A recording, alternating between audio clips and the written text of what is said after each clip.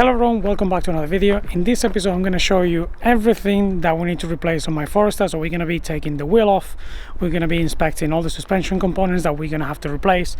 I'm going to show you the wheels that I got for the Forester, new to me of course. We're going to do a few things with that, so stay tuned for that.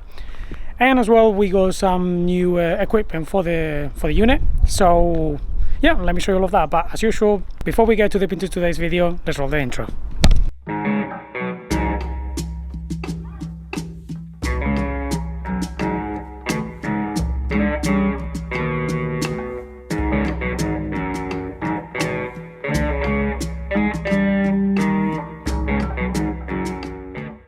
Alright, what we're going to do now is take the wheel off and we're going to inspect everything that is broken out down there. I'm going to show you everything that is broken and everything that we're going to have to replace. Now, there's one thing that I've been thinking about it. I don't know where I put the wheel lock nut for that. So, if it's in the car, brilliant. It's not my other car, it's not at home. If it isn't, we're going to have to actually smash it out to be able to remove it. So yeah, let's find out. Good news, I found it. It was actually in the car, so that's quite good. So I'm gonna go and get the socket and we're gonna whiz this off.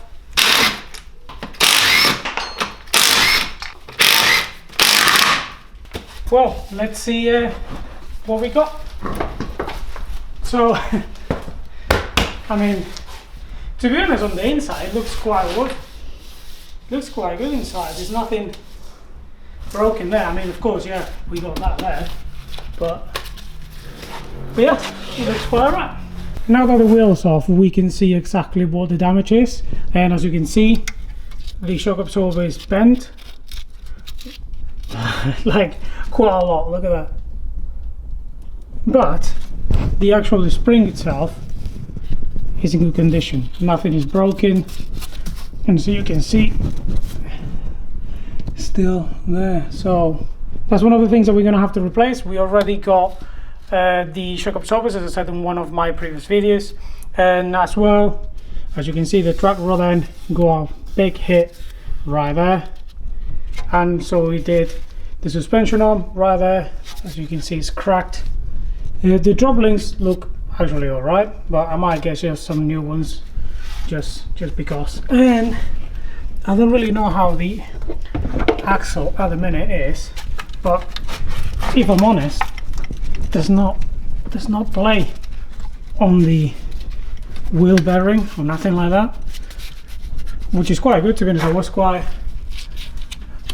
worried about having to do another wheel bearing, and yeah, I don't know, I don't really, I mean, that looks quite good, the axle. So we'll find out once we take this off and then take them off and exactly what's wrong, what's not. But as I said, we got the track rod ends and the inner rods because we're going to utilize the old ones that we got from the actual XT steering rack, so that's all good. We got the shock absorbers as well. Top mounts are brand new basically, but we're going to check them.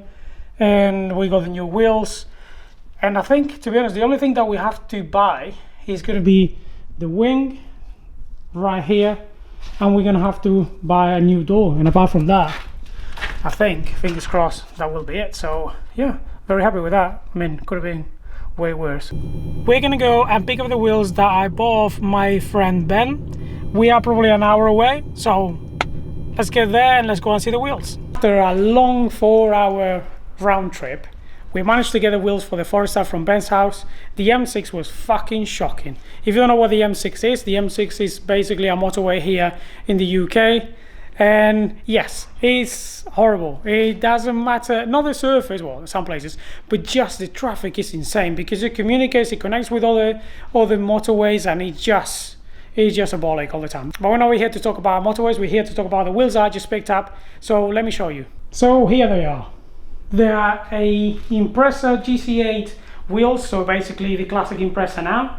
They are 16s, and they are, as you can see, the 205/50 16s, while the ones on the Forester, if we zoom in there, is 15/60 16. So what we're going to do is actually get a wider tire than this one and wider than that one.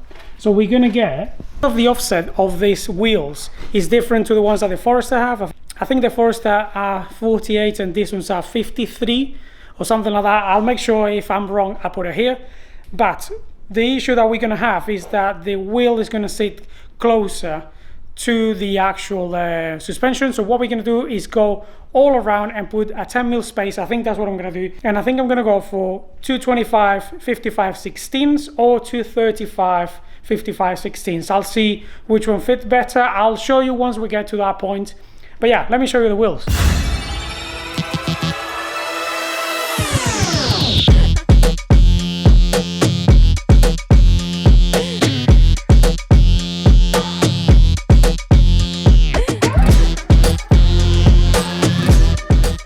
Another wheels, they're not in the best condition. I'm gonna get them refurbed because looking at them I actually like the wheel, I like the spokes and I like how it is. So I think what I'm gonna do is refurb them. I'm gonna think about color, maybe going back to the silver. I don't know if I'll do the gold like old Subarus, or I don't know. We'll when we get to that point I'll ask for your opinion and see which ones I like and what colors we can find.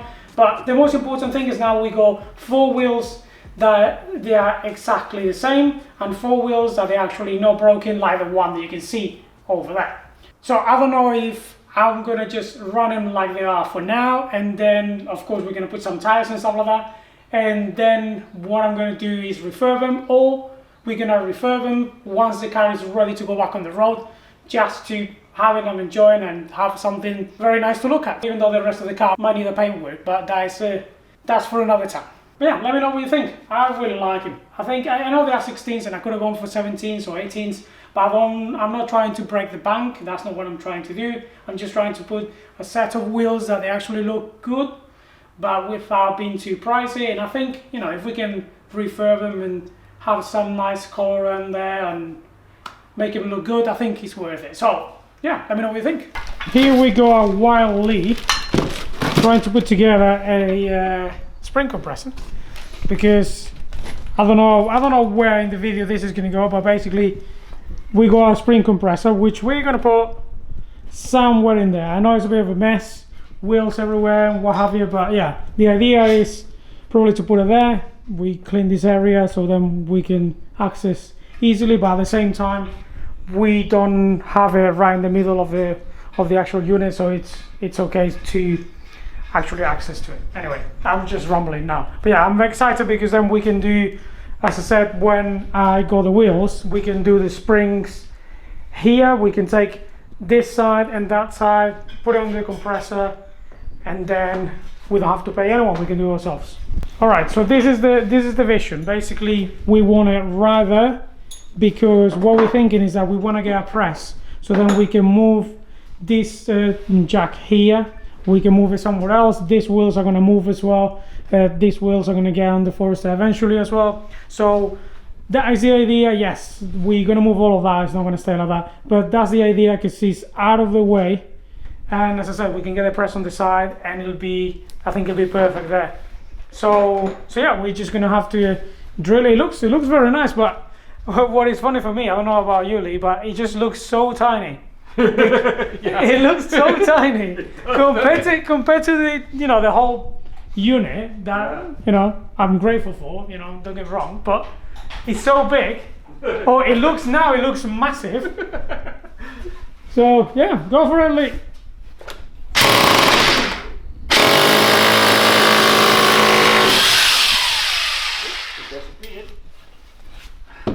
Okay, that went through quickly. It did, didn't it? Jesus Christ, do we actually have a floor, or is just a...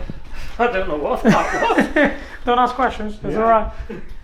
We had a bit of a change of plans. I know I said that we were going to fit it right there, but actually the floor there is not strong enough to hold basically the rib nut that we're using to set this on the floor. So we changed a bit of the plan. Instead of having it at the back of the unit, we're going to have it right here. So if that's the main door right there, we're going to have it right here, which to be honest is a good place, because that's the main door, but cars don't come in and out from here. So it's really a space that you just get the light switches and stuff like that, so there's nothing there that you're gonna really miss. So we're gonna set it there, and yeah, it's gonna be quite useful really, and you know, maybe better than that, because then there we can store things that you're not gonna be really using much often. So yeah, we'll see. Let's drill a couple of more holes. We had to put some washers in place as well, and we had to cut down the bolts because they were a bit too long for the rib nuts. But yeah, we're gonna put another bolt, I think, on this side here, so right there, and yeah, see what it looks like. Now we got the spring compressor situated. That's not going anywhere, so that's the best place that we found. And basically, as I was saying before, the best place where the actual floor is strong enough to be able to use the rivets and actually hold it in place. So what we're going to do now is remove this door. We're going to take that out, and we're going to check if hopefully everything frame wise and along the side is in good state. I mean, if you check this door opens and closes properly. It's square with the bottom right there, so we'll see. But we're gonna take them off. We got 4 bolts here, and then we're gonna basically, Lee's gonna hold the door while I can take the door car out and disconnect everything from the inside. So let's see what happens. I think it's one of the first times I've actually seen your face in this channel working. They probably thought that you didn't exist. It was just me having no friends.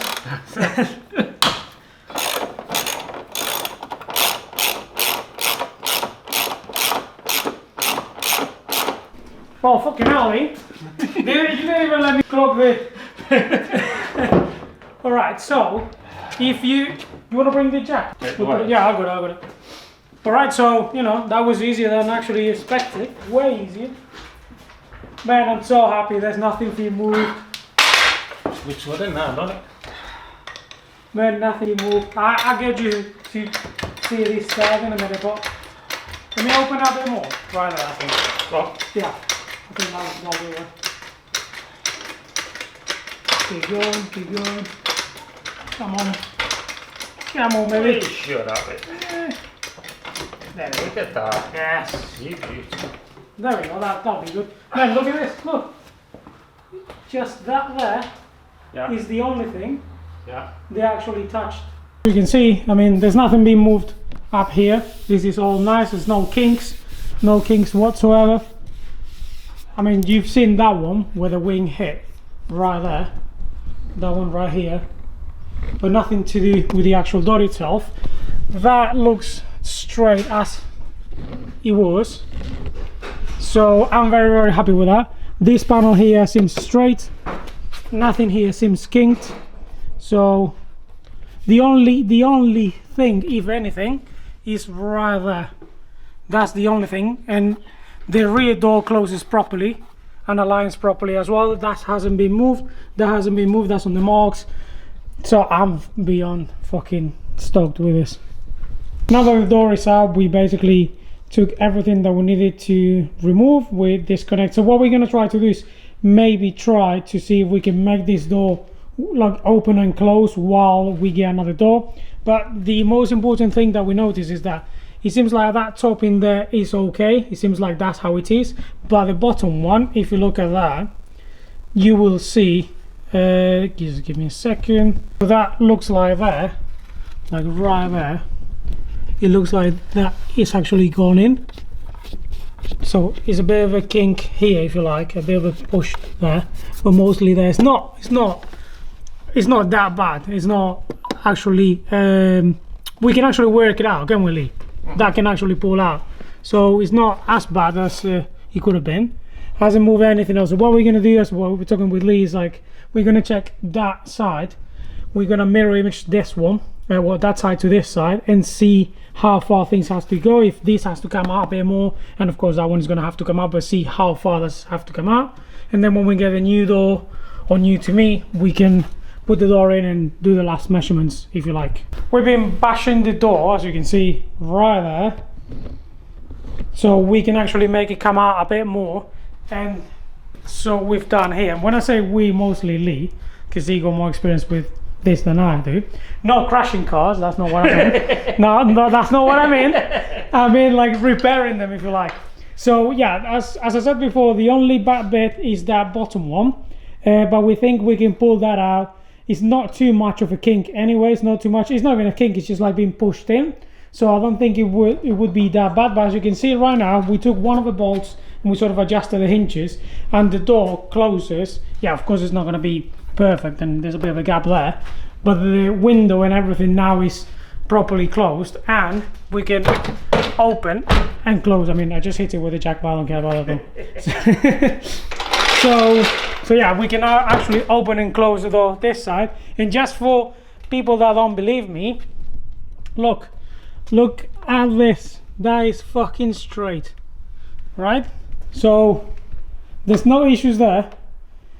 That is quite good. So if anything, the only issue that we're gonna have is gonna be just on that hinge down there, which I'm very happy about that, because nothing else is being moved. As I said, we're gonna just mirror image that side on this side to make sure that we know how much we have to pull it out. But yeah, I'm very happy with that, to be honest. That was the main worry that I had, and I think I've been just pulling it back because I was worried that that's what it was going to be very shitty, and then, you know, scrap the whole fucking car and had to buy something else, and you know. But no, she's saying we're gonna make it work, and we found something on my door card that we're gonna see if it actually is in good condition. So this is for all of you. Let's see how good. You want a piece? That's good for it. There you go. Cracking. Cheers. It's been in the car for... Very hard. It's fucking... It's like in the fridge. But... Other than that, still tastes good though. good. It's been in the car for what? 5 months, 6 months, somewhere in there. Still good. Cadbury. Buy them and sponsor us as well, because we're hungry. Well, I hope you enjoyed this video. Basically here I wanted to show you the things that we need to replace, the things that I've been investigating and realized that they're broken or bent, or as you can see with the door, with the track revents, with the shock absorbers. But we got most of the things here ready to be replaced. And as I show you, we got now a spring compressor, so we're going to be doing everything in-house. And yeah, in terms of the wheels, I hope you like them. I know they're nothing special, they're still 16, but they are from a classic GC8 Impreza, so I thought that would be kind of cool to try on this and see what it looked like. But if you got any ideas on what colors to paint or stuff like that, leave it in the comments. I'll be quite happy to read your input, to be honest. And I think here's where I'm going to end the video. I'm not going to stop working, actually. I'm going to do the springs, and on the next video, I'm not going to take... for the next video, I'm not going to take a month or a month and a half to actually upload it. I'm going to try to do it in the next 2 or 3 weeks, so it'll be back to back. And yeah, as I said, as always, thank you for watching, thank you for liking, thank you for subscribing if you do, and I shall see you very shortly.